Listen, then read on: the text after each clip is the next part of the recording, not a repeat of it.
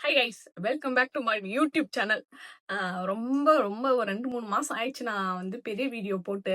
So இதுக்கப்புறம் நான் வந்து ஒரு 2-3 பெரிய வீடியோ போடலாம் அப்படின்ட்டு முடிவு பண்ணியிருக்கேன்.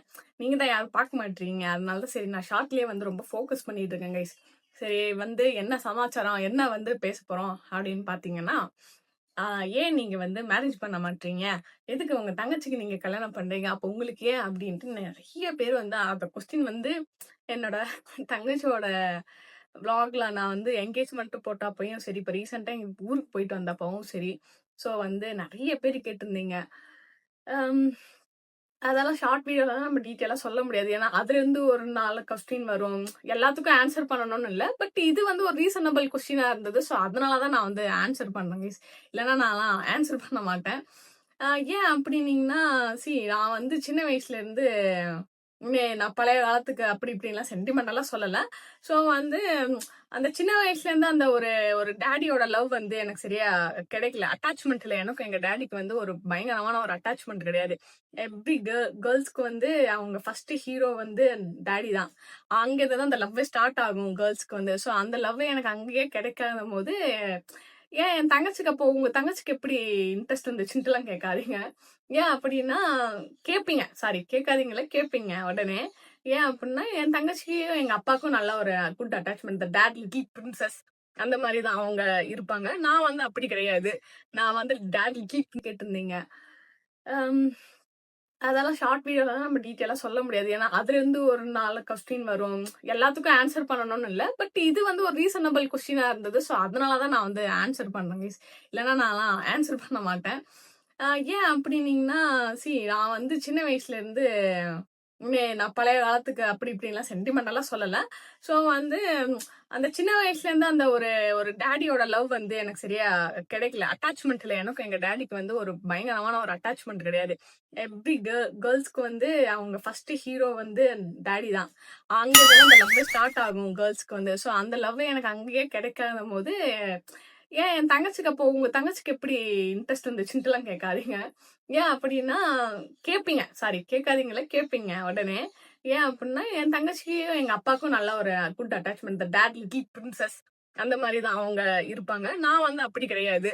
நான் வந்து டாட் லிட்டில் பிரின்சஸ்லாம் கிடையாது. நானும் அவரும் டாம் அண்ட் ஜெர்ரி மாதிரி வந்து எப்ப பாரு கொஞ்சம் கடிச்சுக்கிட்டே இருப்போம்னு வச்சுக்கோங்களேன். சண்டை போட்டே இருப்போம். But is good, is good.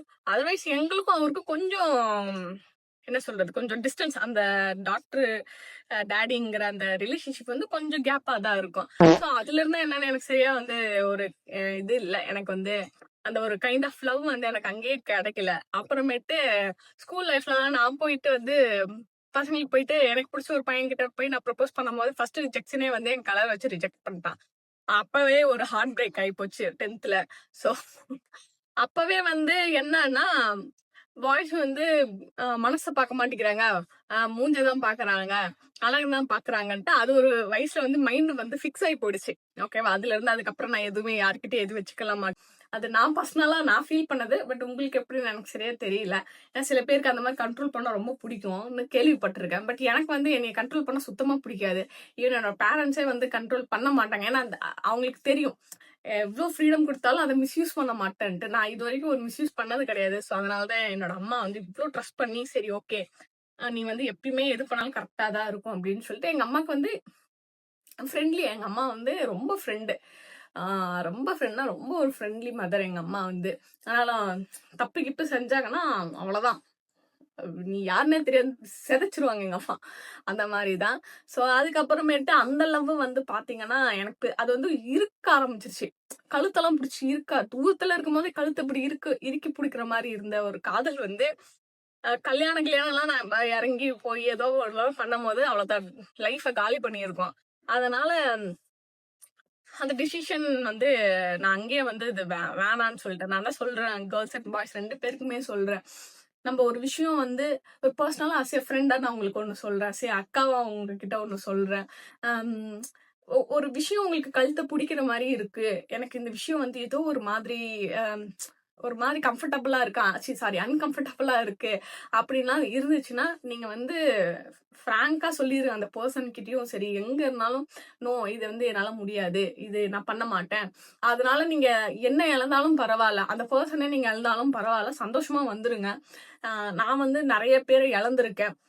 ஏன்னா நான் நிறைய பேர்ட்ட நோ சொல்லிடுவேன். எனக்கு அந்த விஷயம் பிடிக்கலன்னா நோ சொல்லிடுவேன். அது இப்ப எவ்வளவு பெரிய பழக்கமானாலும் அந்த இடத்துல எனக்கு அது அன்கம்ஃபர்டபுளா இருந்துச்சுன்னா நோ நான் செய்ய மாட்டேன், நான் வரமாட்டேன், சாரி தப்பா நினைச்சுக்காதீங்க அப்படின்ட்டு நான் சொல்லிடுவேன். சில பேர் அது புரிஞ்சுக்கிறவங்க புரிஞ்சுப்பாங்க, புரியாதவங்க ஸ்மால் மைண்டட் பீப்புள்ஸ் வந்து புரிஞ்சுக்க மாட்டாங்க. என்ன இந்த பொண்ணுக்கு இவ்வளவு ஆட்டிடியூடா இருக்கு, என்ன பேசுது அப்படின்ட்டு. ஸோ இதே ஒரு நல்ல அண்டர்ஸ்டாண்ட் பண்ற பர்சனா இருந்தாங்கன்னா, ஒரு மெச்சூர் பர்சனா இருந்தா அண்டர்ஸ்டாண்ட் பண்ணிருப்பாங்க. ஓகே அவளுக்கு ஏதோ அன்கம்ஃபர்டபுளா இருக்கு அந்த மாதிரி. பட் அந்த மாதிரி பர்சன்ஸ்லாம் பாக்குறது கொஞ்சம் ரேர் தான் இப்போ இருக்க சுச்சுவேஷனுக்கு. நான் ஓகேவா. So this is the reason guys. நான் வந்து பெருசா வந்து எமோஷனலா அப்படிலாம் கிடையாது. நம்மளுக்கு ஒரு சின்ன வயசுல அந்த லவ் எனக்கு கிடைக்கல. எங்க நைனாவோட பாசத்தை நான் வந்து உண்மையாவே நான் பார்த்தது கிடையாது. அவ்வளோலாம் ஃபீல் பண்ணது கிடையாது. அவருக்கும் எனக்கும் எம்டன் மகன் மாதிரிதான். வீட்டுல வந்தாலும் எதனா ஒரு சண்டை போட்டே இருப்போம், அடிச்சுட்டே இருப்போம்.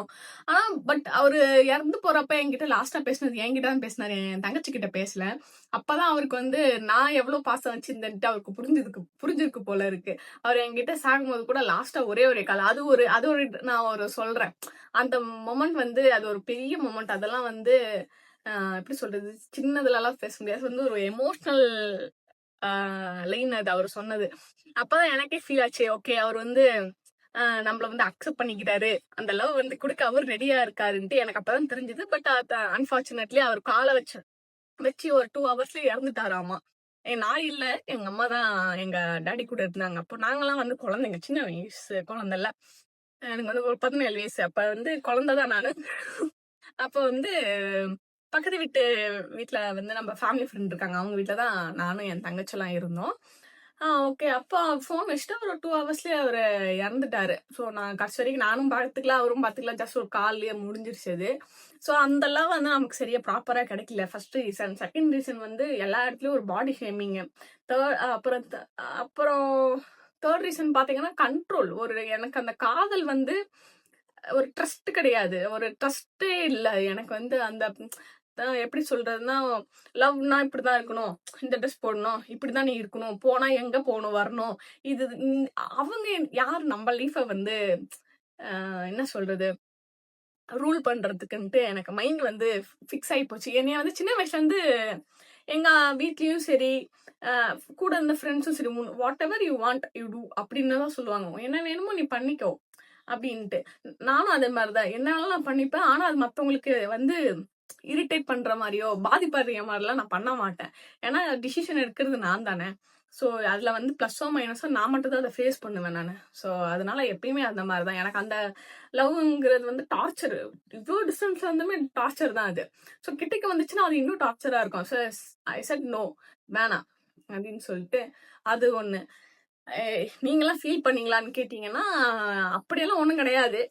அதெல்லாம் ஒரு பெருசாலாம் ஒண்ணும் கிடையாது. ஏன்னா அவங்களே வந்து நம்மள டார்ச்சர் பண்றதுக்காக மைண்ட் செட் இருக்கிறாங்கன்னா, நம்ம வந்து அந்த மாதிரி லவ்வுக்குலாம் வந்து ரொம்ப ஃபீல் பண்ணிலாம் உட்காந்துருக்க கூடாது. எனக்கு எந்த இடத்துல ரொம்ப ஃபீல் ஆயிடுச்சுன்னா, ஃப்ரெண்ட்ஷிப்லாம் வந்து அந்த துரோகங்கள் அதுதான் ரொம்ப ஒரு மாதிரி மனசெல்லாம் வந்து போட்டு உலுக்கிடுச்சு உண்மையாவே. ஏன் அப்படின்னா நான் வந்து ஃப்ரெண்ட்ஸ் கூடயே சுத்திட்டு இருக்குவேன். ஸ்கூல்லயும் என் ஃப்ரெண்ட்ஸ் ஓன்லயே இருந்த ஒரு பொண்ணு. ஓகேவா. ஸோ அந்த மாதிரி இந்த ஒரு பர்சன் வந்து அந்த பெங்களூர்ல எல்லாம் வந்து ஒரு ஸ்டேட் டு ஸ்டேட் விட்டு வரோம். நம்மளுக்கு லாங்குவேஜ் தெரியாது, எதுவுமே தெரியாது. ஒரு புதுசா பார்க்கும் போது நம்ம கூட அந்த எப்படி சொல்றது, அது ஒரு எப்படி சொல்றதுன்னு தெரியாது. அது வந்து ஒரு பார்க்காத ஒரு ஃப்ரெண்ட்ஸ், நான் கேட்காம எனக்கு எல்லாம் செய்யற ஒரு ஃப்ரெண்ட்ஸ். நான் வந்து அதுல அதான் சொல்றேன், குழந்தை மாதிரி ட்ரீட் பண்ணாங்க என்னைய வந்து. அடல்ட் மாதிரி ட்ரீட் பண்ண மாட்டாளுங்க.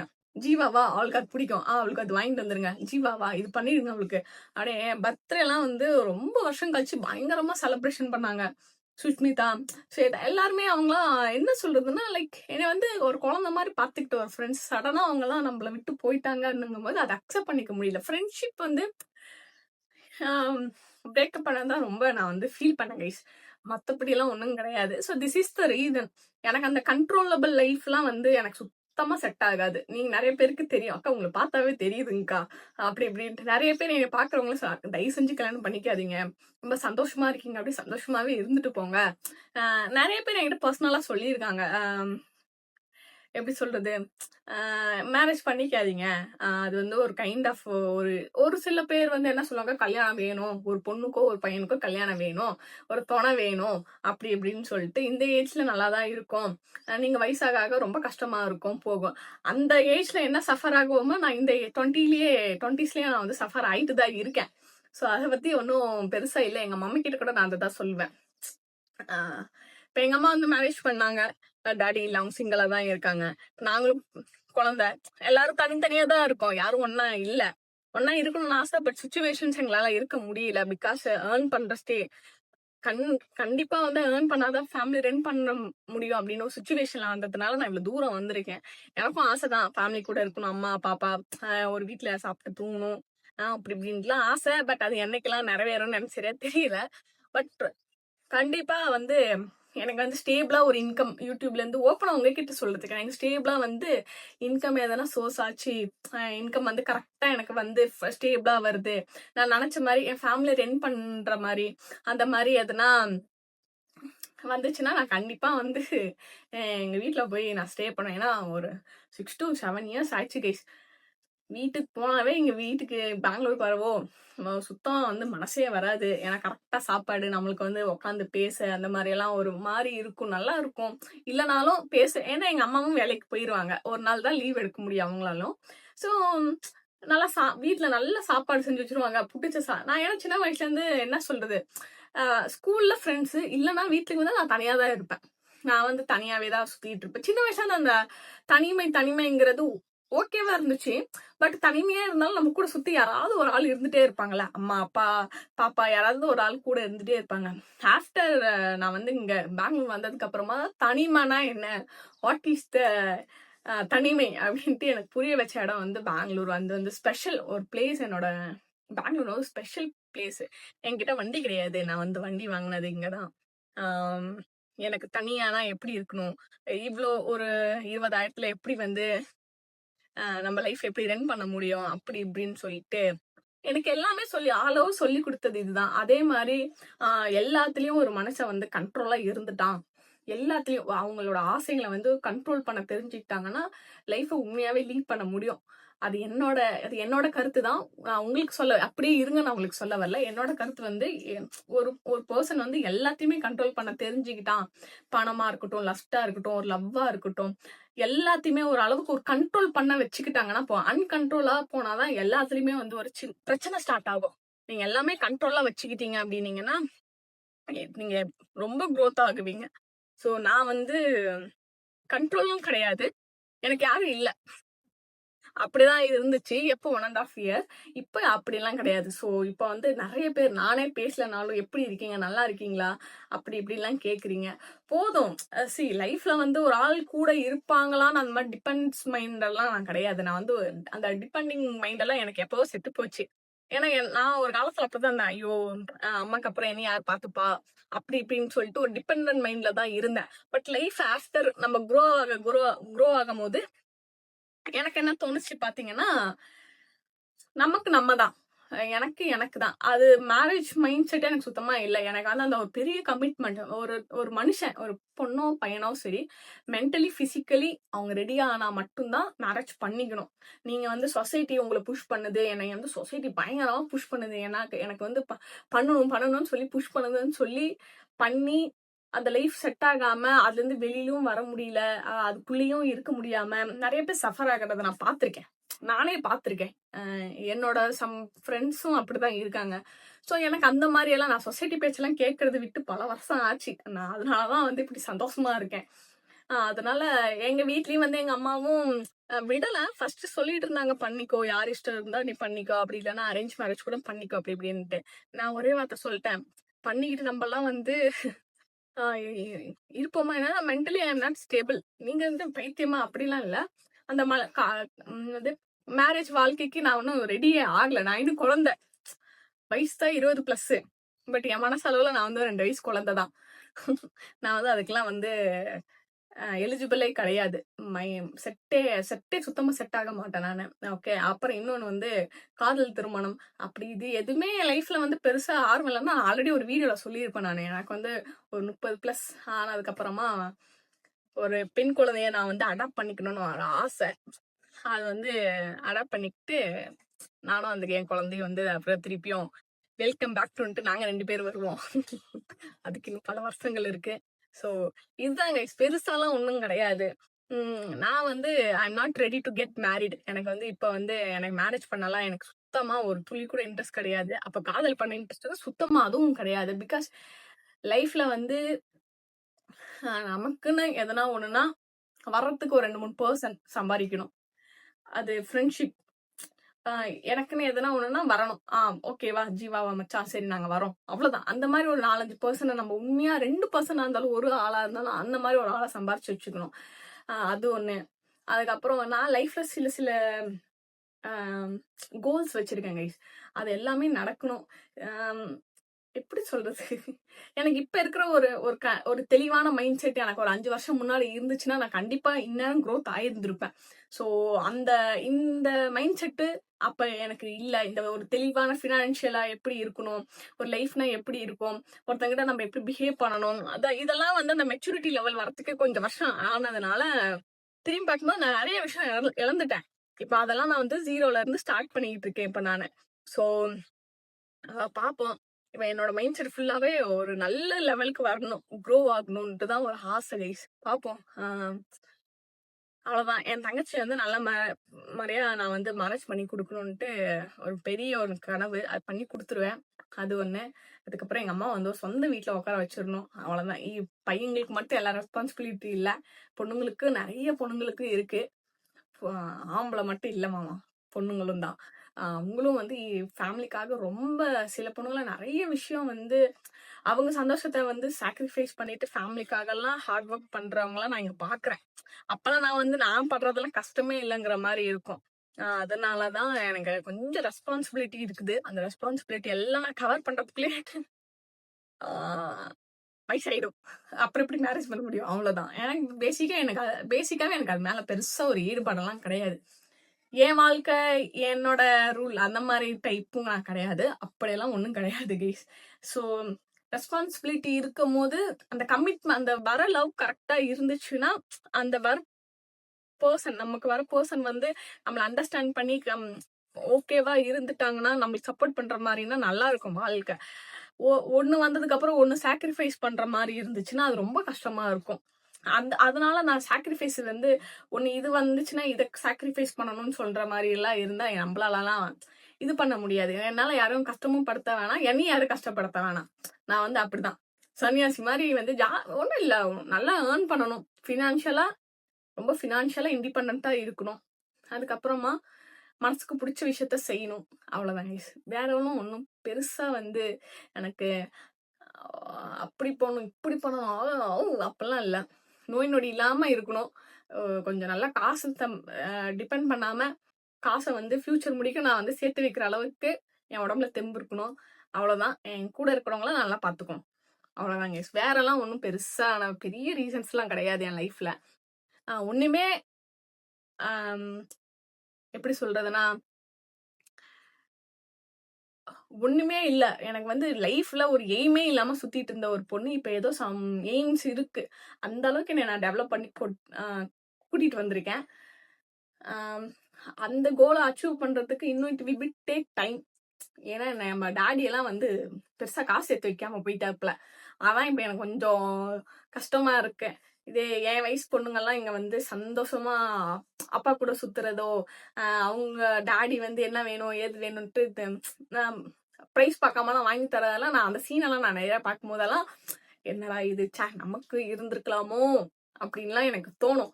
But okay it's fine. நம்ம தான் நம்மளை பார்த்துக்கணும்ட்டு சின்ன வயசுலயே தலையில எழுதி வச்சிருக்காங்க. அதை நம்ம தான் பார்க்கணும். கண்டிப்பா நான் நினைச்ச பிளேஸ்க்கு நான் கண்டிப்பா வருவேன். அதே மாதிரி நீங்களும் சப்போர்ட் பண்ணுங்க. அந்த மாதிரி சின்ன சின்ன கிரியேட்டர்ஸ்க்கு என்னோட ஹம்பிள் ரிக்வெஸ்ட் இது. சின்ன சின்ன கிரியேட்டர்ஸ்க்கு நீங்க நிறைய சப்போர்ட் பண்ணலாம் கைஸ். அவங்க ஏன் அப்படின்னா பெரிய கிரியேட்டருக்கு சப்போர்ட் பண்ணாதீங்களா அப்படிலாம் சொல்லல.